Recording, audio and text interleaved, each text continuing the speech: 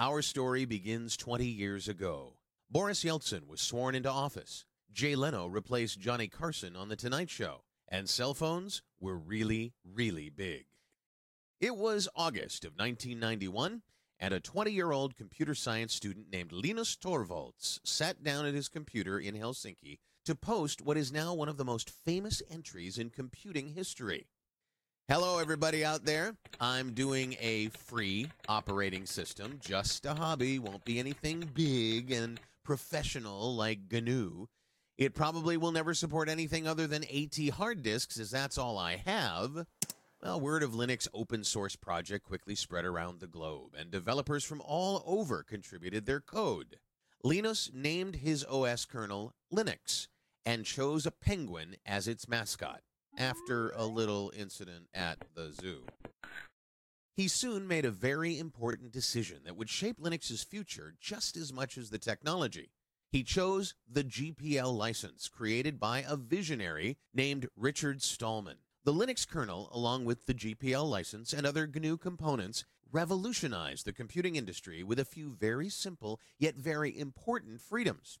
The freedom to use the software for any purpose. The freedom to change the software to suit your needs. The freedom to share the software with your friends and neighbors. And the freedom to share the changes you make. These radical ideas fueled its spread around the world and, somewhat paradoxically, its rise from a hobbyist experiment to the foundation of a large and thriving commercial ecosystem. Companies built businesses around Linux. In 1999, Red Hat's stock tripled as it became the first Linux company to go public. That same year, IBM spent $1 billion to improve and advertise Linux. Does he have a name? His name is Linux. Soon, Linux was knocking out industry heavyweights and fueling the rise of the internet with its free software. In short, Linux revolutionized computing. But whenever something is this disruptive, there's bound to be competitive crossfire. But Linux not only survived, it thrived. Today, the kernel development community numbers in the thousands, with hundreds of companies collaborating on Linux development. Every 3 months, another version of Linux is released. So, where is Linux today? Running in 75% of stock exchanges worldwide, and powering the servers that deliver Amazon, Facebook, Twitter, eBay, and Google. You use Linux literally every time you surf the internet.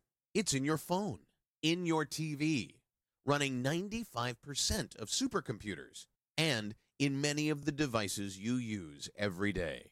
Linux is everywhere. And the Helsinki-based programmer who started it all? He orchestrates this worldwide army of developers from his home office in Portland, Oregon, as a fellow at the Linux Foundation. As we celebrate 20 years of Linux, we can all see ourselves in its story.